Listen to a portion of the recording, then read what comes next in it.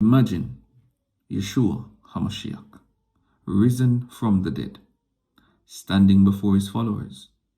What's the last, most urgent, all-encompassing task he gives before ascending? What do you think he did? It's not to build bigger churches or to write more books. It's the Great Commission. In Matthew chapter 28, 19 to 20, therefore go and make disciples of all nations, baptizing them in the name of the Father, and of the Son, and of the Holy Spirit, teaching them to observe all that I have commanded you. And behold, I am with you always, to the end of the age. This is not a suggestion for pastors. It is a mandate for every believer. We will break down this. Now, the basis of authority. Verse 18. Before Yeshua gives the command, he establishes the authority to give it. He says, all authority in heaven and on earth has been given to me. This mandate is not based on our strength, intelligence, or resources. It is based on Christ's total cosmic authority. When we participate in the Great Commission, we are acting as official ambassadors of the King of Kings. We don't need to fear or hesitate, because the one who commands the seas and the cosmos is the one who sends us. Now, the core action and scope. Verse 19, the single command. In the original Greek, the main verb, the central command, is simply make disciples.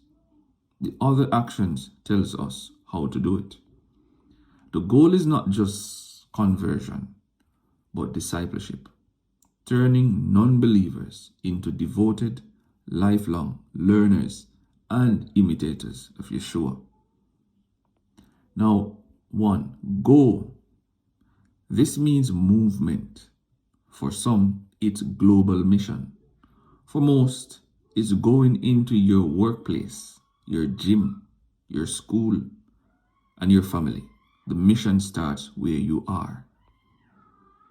Now, of all nations. This means every people, every group. God's vision is global, and our mission must reflect that. Whether we are engaging someone from a different culture, abroad, or some diverse people in our own city. Now, the process and promise. Baptizing, yeah?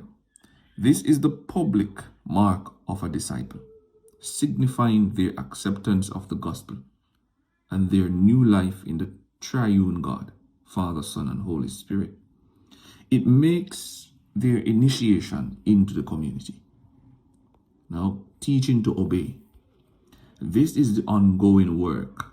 We are commanded to teach them to observe all that I have commanded you. This is holistic discipleship, yeah? Now, if you are committed to what Yeshua has commanded you, then you will teach others also to observe that. So, showing new believers how to live in practical, daily obedience to Christ's teaching. The mission is completely only when the mission is complete only when the new follower is mature enough to turn around and do the same for someone else. Now, the promise of this commandment. The command is difficult, yes, it is, but the commission ends with comfort. And behold, I am with you always to the end of the age. Christ present empowers and sustains us in every part of the mandate. So your mandate today, my mandate today. The Great Commission is a non-negotiable command based on Christ's ultimate authority, focused on making disciples from all people and groups, and guaranteed by his eternal presence. Yeah? Now the challenge to us, as a believer, The command to make disciples applies to you, to me, and to you. And you over there. Yes, you, the one who's listening. It's not limited to preaching from a pulpit. It is fulfilled by mentoring a new believer, sharing your story with a co-worker, or raising your children to love and obey Christ. What is the action step that is required from every believer? When will you go? Where will you go? Who can teach to obey Christ? This mandate is the purpose of your life. Where will you go this week? And who will you teach to obey Christ?